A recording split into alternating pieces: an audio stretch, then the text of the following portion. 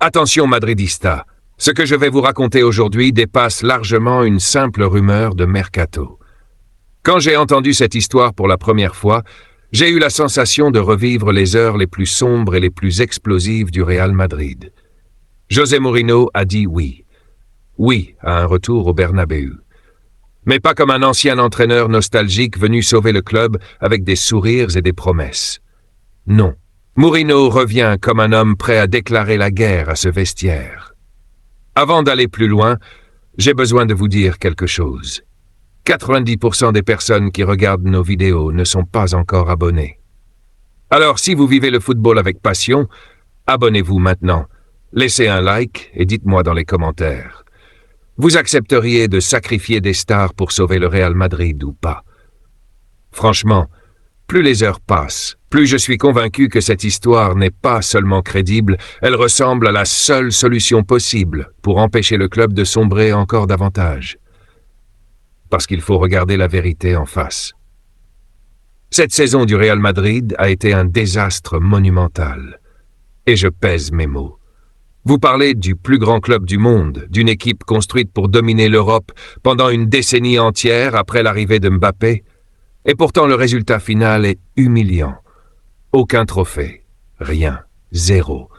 Le Barça champion d'Espagne, élimination en Ligue des Champions, Supercoupe perdue, et cette catastrophe contre Albacete qui a laissé tout le madridisme sous le choc. Honnêtement, le soir de cette élimination, j'avais l'impression de voir un géant tomber à genoux devant toute l'Europe. Mais le pire, ce n'était même pas les défaites. Le plus grave, c'était l'atmosphère à l'intérieur du vestiaire. Tout a commencé à se fissurer très tôt. Xabi Alonso arrivait avec des idées modernes, avec l'image d'un entraîneur brillant capable de transformer le club. Et pourtant, il s'est retrouvé broyé par des égos devenus incontrôlables. Quand Vinicius a publiquement montré son mécontentement devant les caméras, j'ai immédiatement compris qu'un point de non-retour venait d'être franchi. Pour moi, ce moment-là résume parfaitement la saison du Real Madrid. Un joueur plus fort que l'autorité de l'entraîneur. Et dans un club comme celui-là, c'est le début du chaos. Le problème, c'est que personne n'a réellement stoppé l'incendie. Match après match, la tension augmentait.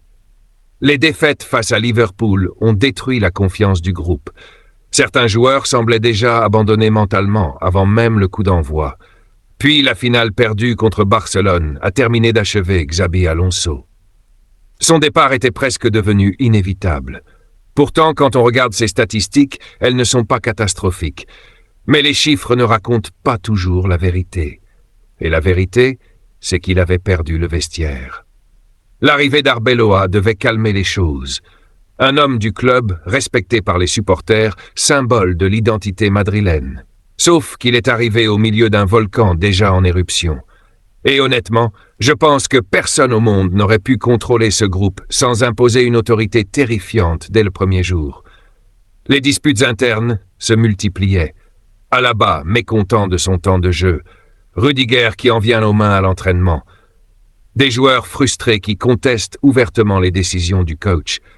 Quand un vestiaire atteint ce niveau de fracture, il ne s'agit plus simplement de football. Il s'agit d'orgueil, de pouvoir et d'influence. Et puis il y a eu les blessures. 57 blessures dans une seule saison. Rien que ce chiffre paraît irréel. À chaque semaine, un nouveau joueur disparaissait de la rotation. Militao, Mendy, Rodrigo, tout le monde passait par l'infirmerie. On avait l'impression que cette équipe était maudite.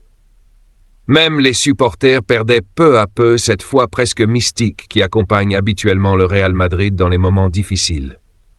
Mais le moment où tout a définitivement explosé, c'est cette bagarre entre Valverde et Tchouaméni. Quand j'ai appris qu'un joueur du Real Madrid avait fini inconscient dans le vestiaire après une altercation avec un coéquipier, je n'arrivais même plus à reconnaître le club que j'aime depuis des années. Valverde, blessé à la tête, des joueurs obligés de séparer leurs propres partenaires, des amendes gigantesques. Et derrière, Barcelone qui vient gagner le Clasico et célébrer le titre presque sous les yeux d'un Real Madrid détruit moralement. Cette image m'a fait mal, très mal. Et c'est précisément dans ce contexte que le nom de Mourinho réapparaît. Honnêtement, plus j'y pense, plus je comprends pourquoi Florentino Pérez semble prêt à accepter des conditions totalement folles pour le faire revenir. Mourinho n'est pas simplement un entraîneur. C'est un homme qui impose une hiérarchie, un ordre, une peur même parfois. Lors de son premier passage à Madrid, il avait trouvé un vestiaire rempli d'ego et il avait réussi à transformer cette équipe en machine de guerre capable d'atteindre 100 points en championnat. 100 points. Rien que ce chiffre suffit à rappeler ce qu'il représente.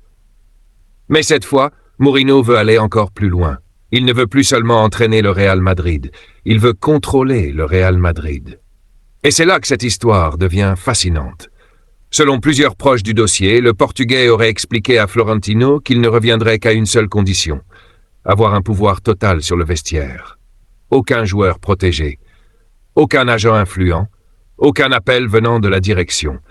Il décide qui joue, qui reste et qui part. Point final. Quand j'ai entendu ça, j'ai compris immédiatement que Mourinho préparait une révolution brutale. Parce qu'il connaît déjà les erreurs de son premier passage.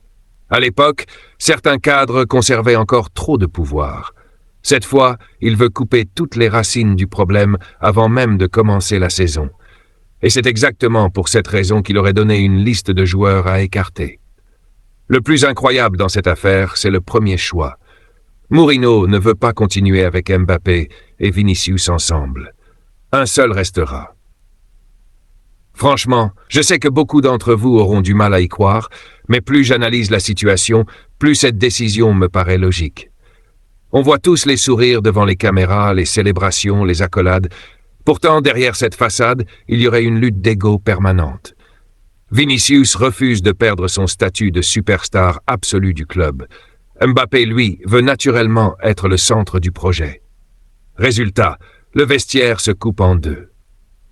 Et c'est là que Mourinho intervient comme un chirurgien prêt à amputer pour sauver le patient.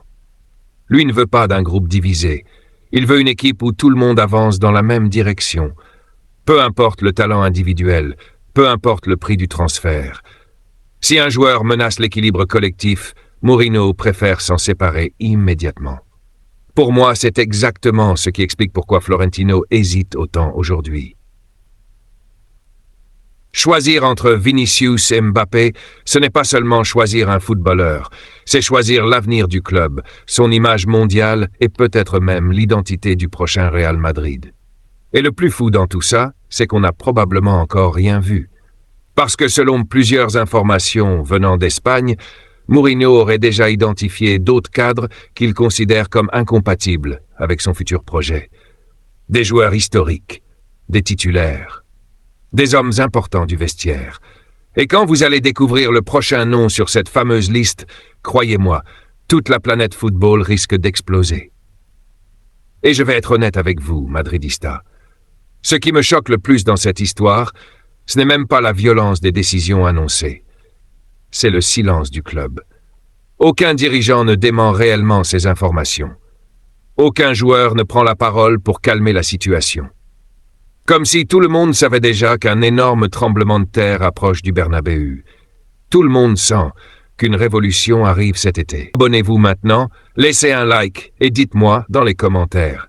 Selon vous, Florentino doit-il garder Vinicius ou Mbappé si Mourinho impose vraiment ce choix impossible? Honnêtement, c'est là que l'histoire devient complètement folle. Parce qu'après avoir exigé le départ de l'un des deux monstres offensifs du Real Madrid, Mourinho ne s'est pas arrêté là. Le Portugais a continué son diagnostic du vestiaire comme un homme qui démonte une machine pièce par pièce pour comprendre pourquoi elle a cessé de fonctionner. Et plus il avançait dans son analyse, plus sa conclusion devenait brutale. Le problème du Real Madrid n'est pas seulement tactique. Le problème est mental. Le problème est humain. Le deuxième nom qui aurait été placé sur cette fameuse liste noire est Eduardo Camavinga. Et je sais déjà que beaucoup de supporters vont défendre le Français parce qu'il reste l'un des milieux les plus talentueux de sa génération. Moi-même, je pense que son potentiel est immense. Mais quand on regarde la saison du Real Madrid avec honnêteté, on comprend pourquoi Mourinho doute de lui. Ce qui s'est passé contre le Bayern en Ligue des Champions a laissé des traces énormes dans les bureaux du club. Le Real tenait sa qualification, le stade vibrait, L'équipe semblait enfin capable de sauver sa saison, puis Camavinga a complètement perdu le contrôle émotionnel du match. Cette expulsion dans les dernières minutes a détruit tout l'équilibre de l'équipe. Derrière, le Bayern a puni Madrid immédiatement. Et ça, Mourinho ne le pardonne jamais. Pour lui, un joueur capable de perdre sa lucidité dans un moment aussi décisif devient un risque permanent pour le collectif. Le Portugais peut accepter une erreur technique, il peut accepter un mauvais match, mais il ne supporte pas l'indiscipline mentale. C'est exactement pour cette raison qu'il a construit toute sa carrière autour de joueurs capables de souffrir ensemble sans exploser sous la pression. Mais le cas Camavinga ne concerne pas uniquement le terrain. Selon plusieurs personnes proches du dossier, Mourinho estime aussi que certains jeunes joueurs du Real vivent encore dans une forme de confort dangereux. Trop protégés, trop convaincus que leur avenir au club est déjà garanti. Et quand un entraîneur comme Mourinho sent qu'un joueur commence à croire que son statut est intouchable, il agit immédiatement. Voilà pourquoi Camavinga se retrouve aujourd'hui au centre des discussions. Puis vient le troisième nom. Et là, je vous avoue que j'ai eu un véritable choc en l'entendant. Dani Carvajal, le capitaine, l'homme des finales, le guerrier qui a tout gagné avec ce maillot. Franchement, imaginer Carvajal loin du Real Madrid paraît presque irréel. Pourtant, plus on analyse la situation, plus on comprend pourquoi Mourinho considère son départ comme nécessaire. Déjà physiquement, le latéral espagnol n'est plus le même depuis sa grosse blessure. Son retour n'a jamais réellement convaincu. Il souffre davantage dans les 1 contre 1, il monte moins vite, il perd parfois cette agressivité qui faisait de lui un cauchemar pour les adversaires. Mais encore une fois, Mourinho ne s'arrête pas aux performances sportives. Ce qui le dérange surtout, c'est l'influence de Carvajal dans le vestiaire. Le Portugais déteste l'existence de pouvoirs parallèles. Il veut que l'autorité parte uniquement du banc, pas des cadres historiques, pas des proches du président. Pas des capitaines qui discutent des décisions techniques dans les couloirs du club. Et selon ce qui circule actuellement à Valdebebas, Mourinho considère que Carvajal possède justement trop d'influence interne, une influence capable de fragiliser son autorité dès les premières semaines. Et honnêtement, quand on connaît Mourinho, cette logique tient totalement debout. Toute sa carrière a été construite autour d'une idée simple. Un vestiaire ne peut pas avoir 2 patrons. Soit les joueurs contrôlent le groupe, soit l'entraîneur contrôle le groupe. Lui refuse catégoriquement de partager ce pouvoir. Puis il y a le cas David Alaba. Et là encore, ce n'est pas seulement une question de niveau. Oui, les blessures ont détruit une partie de sa régularité. Oui, son physique inquiète énormément le club depuis des mois. Mais le vrai problème, selon Mourinho, concerne l'attitude générale du défenseur autrichien pendant cette saison catastrophique. Le fait qu'il soit allé se plaindre directement auprès d'Arbeloa aurait été très mal perçu. Mourinho considère ce genre de comportement comme une menace immédiate pour l'ordre du vestiaire. Vous commencez à comprendre la logique globale du Portugais. Chaque décision suit exactement la même idée. Supprimer toutes les sources potentielles de division avant même le début de la saison. C'est radical. C'est brutal. Mais c'est aussi la marque de fabrique de Mourinho depuis toujours.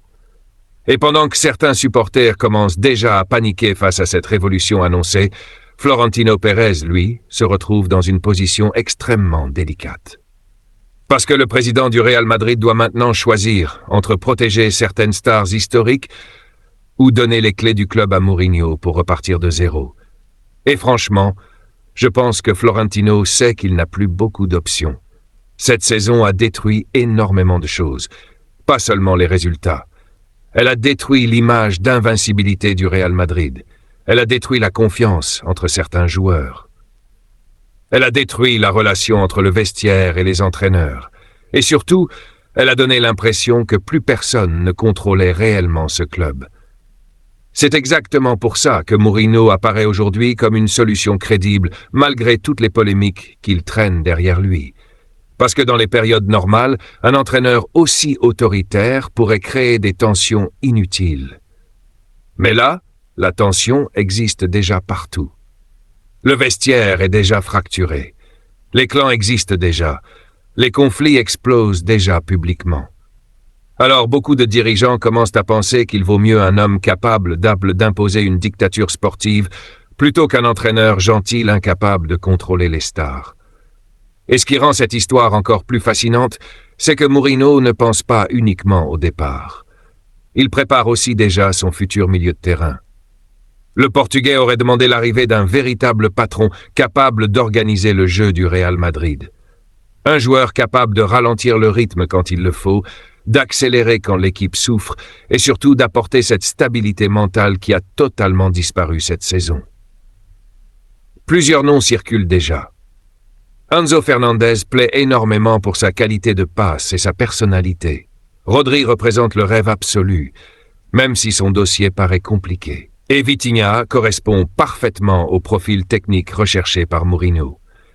Ce détail est très important parce qu'il montre quelque chose de fondamental. Mourinho ne veut pas seulement nettoyer le vestiaire, il veut reconstruire une identité collective. Ces dernières années, le Real Madrid dépendait énormément des exploits individuels. Quand Vinicius ou Mbappé faisaient la différence, l'équipe semblait irrésistible. Mais dès que les stars disparaissaient, le collectif s'effondrait complètement. Mourinho veut l'inverse. Il veut une équipe capable de gagner même dans la souffrance, même sans magie individuelle. Et c'est précisément là que tout peut basculer dans les prochaines semaines. Parce qu'au fond, cette révolution peut produire deux scénarios totalement opposés. Soit Mourinho réussit à recréer une mentalité de guerrier et le Real Madrid redevient immédiatement une machine capable de terroriser l'Europe. Soit les tensions explosent encore plus fort et le club entre dans une crise encore plus profonde. Mais il y a une question que personne n'a encore résolue. Une question qui obsède déjà les supporters madrilènes. Florentino Pérez aura-t-il réellement le courage de choisir entre Vinicius Junior et Kylian Mbappé? Parce que cette décision peut changer l'histoire du club pour les 10 prochaines années. Et plus les jours passent, plus le silence du club ressemble à la confirmation qu'un immense séisme approche désormais réellement.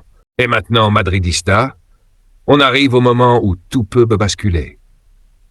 Parce qu'après des semaines de chaos, de rumeurs, de tensions et de réunions secrètes, le Real Madrid se retrouve face à une décision qui peut soit relancer une dynastie, soit ouvrir la porte à la plus grande crise moderne du club. Et honnêtement, plus je regarde cette situation, plus j'ai l'impression que Florentino Pérez joue probablement le mercato le plus dangereux de toute sa carrière. Ce qui est fascinant avec cette histoire, c'est que Mourinho ne se présente pas comme un simple entraîneur venu corriger quelques détails tactiques. Non, il arrive avec une vision totale. Une vision presque militaire du football. Pour lui, le talent ne suffit pas. Les stars ne suffisent pas. Les statistiques ne suffisent pas. Ce qui compte avant tout, c'est le contrôle du groupe. Et quand on regarde l'état du Real Madrid aujourd'hui, on comprend pourquoi cette obsession devient presque logique. Le vestiaire a explosé cette saison parce que chacun semblait vivre dans son propre monde. Certains joueurs se comportaient comme des marques mondiales avant même de se comporter comme des leaders sportifs. D'autres avaient perdu toute confiance dans les choix des entraîneurs. Et au milieu de ce chaos, Florentino donnait parfois l'impression d'être prisonnier de ses propres stars. Mourinho, lui, refuse totalement cette logique. Dans sa tête, aucun joueur ne doit être plus puissant que l'institution. Et c'est exactement pour ça que le choix entre Vinicius et Mbappé devient aussi symbolique. Parce qu'au fond, ce n'est pas simplement une décision sportive. C'est un message envoyé au monde entier. Si Florentino accepte le plan de Mourinho, cela signifie que même les plus grandes stars de la planète peuvent être sacrifiées si elles menacent l'équilibre collectif.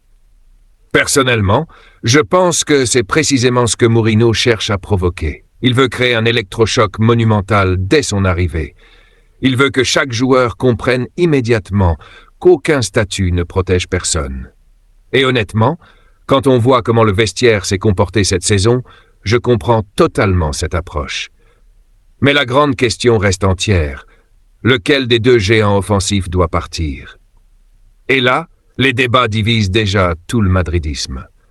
D'un côté, vous avez Vinicius, un joueur émotionnellement lié au club, un homme qui a porté Madrid dans des soirées européennes incroyables, Un joueur capable de transformer un match en quelques secondes grâce à sa vitesse et son explosivité.